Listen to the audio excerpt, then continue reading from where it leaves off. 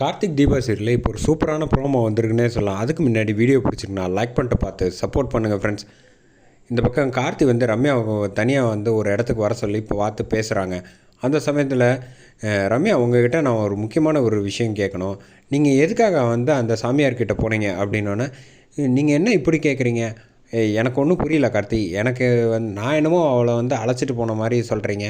ஆமாம் அதுதானே உண்மை அப்படின்னு கேட்டோன்னே, இல்லை கார்த்தி, அவரை பற்றி எனக்கு என்ன தெரியும் கார்த்தி? அவரை ரெஃபர் பண்ணி சொன்னதே மைதிலி தான். எனக்கு என்னமோ மைதிலி தான் எல்லாமே செஞ்சுருப்பாளோ எனக்கு சந்தேகமாக இருக்குது. மைதிலிக்கும் தீபாவுக்கும் ஏதோ ஒரு பெரிய பிரச்சனை இருக்குமோ, அதனால தான் வந்து தீபா வந்து இந்த மாதிரி விஷயத்தில் மாட்டி விட்டுட்டான்னு நினைக்கிறேன். நீங்கள் எதுக்கும் அவளை விசாரித்து பாருங்கள் அப்படின்னு சொன்னோன்னே கார்த்தி வந்து சிரிக்க ஆரம்பிச்சிடுறாங்க. ஏன்னா மைதிலியை பற்றி இவங்க தப்பாக பேசும்போதே கார்த்தி வந்து கரெக்டாக கேட்ச் பண்ணி பதிலடி கொடுக்குறாங்க. செம மாசாக இருந்துச்சுன்னே சொல்லலாம் அந்த சீனு. இங்கே பாருங்கள், மைதிலி அவங்க வந்து தீபாவோட அண்ணி சொன்னது வந்து வேற ஒரு ஆள், நீங்கள் சொல்கிறது வேற ஆள். அவங்க சொன்னது நிஜமான சாமியார், அவரோட பேர் வேற, நீங்கள் பார்த்தது வந்து டூப்ளிகேட் ஆள். அவரை எங்கே பார்த்தீங்க? எங்கேருந்து அவரை வந்து கண்டுபிடிச்சிங்க?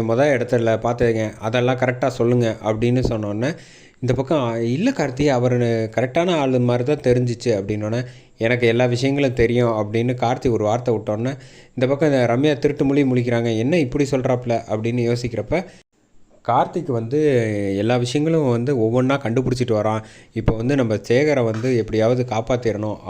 இல்லைன்னா கார்த்திக் கண்ணில் பட்டானா இப்போ பிடிச்சா நிச்சயமாக அவன் அடி தாங்க முடியாமல் உளறிடுவான் அப்படின்னு சொல்கிறாங்க. கார்த்தி வந்து சொடக்கு போட்டு என்ன யோசிச்சுக்கிட்டு இருக்கீங்க அப்படின்னோடனே, எனக்கே நீங்கள் சொல்லி தான் தெரியும் கார்த்தி, இப்போ வந்து அவர் வந்து ரொம்ப தப்பான ஆளுன்னு. இப்படி வந்து அவரை நம்பி வேற நான் வேற தீபாவுக்கு பதிலாக நான் வேற அந்த பேரலுக்குள்ளே இறங்கிட்டேனே அப்படின்னு மறுபடியும் அதையே சொல்கிறாங்க. கார்த்தி வந்து இவங்க பேச்சில் நடவடிக்கையில் சரியில்லைன்னு வேற ஒரு ஐடியா போடுறாங்க. அதோட